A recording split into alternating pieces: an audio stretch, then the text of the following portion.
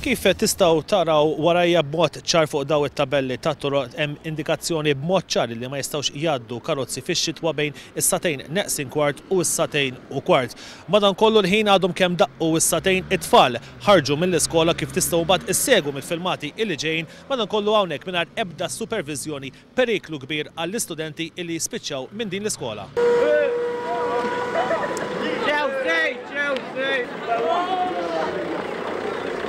Il-filmati juru fiċ-ċar kif is-sigurtà tal-istudenti tal-iskola sekondarja ta' Subien f'ta' Paris tinsab f'riskju minħabba li l-awtoritajiet mhux jipprovdu warden jew pulizija fl-akwati fejn l-istudenti jitilgħu u jinżlu fuq il-coaches.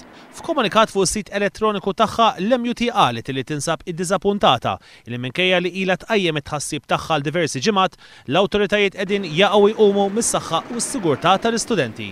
L-MUT qalet li qed tagħmilha ċara li l-għalliema f'din l-iskola mhux se jibqgħu iżjed responsabbli għal kwalinkwe inċident li jista' jiġri minħabba nuqqas ta' infurzar tal-liġi.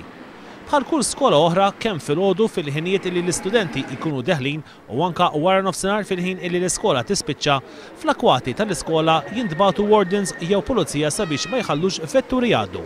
Iżda fil-każ ta' din l-iskola l-infurzar tal-liġi qed tiġi injorata bil-konsegwenza li l-istudenti huma f'riskju li jittajru minn xi vettura. Intant l-MUT fakret lill-Ministru tal-Edukazzjoni li għalkemm din l-iskola qed tiġi phased out, l-istess bini fis-sena skolastika illi jmiss se tkun qed tilqa' fiha l-istudenti tal-iskola sekondarja ta' Santa Venera. Allura ma hemm ebda skuża li l-Gvern m'għandux jinvesti f'manutenzjoni kif suppost fiha.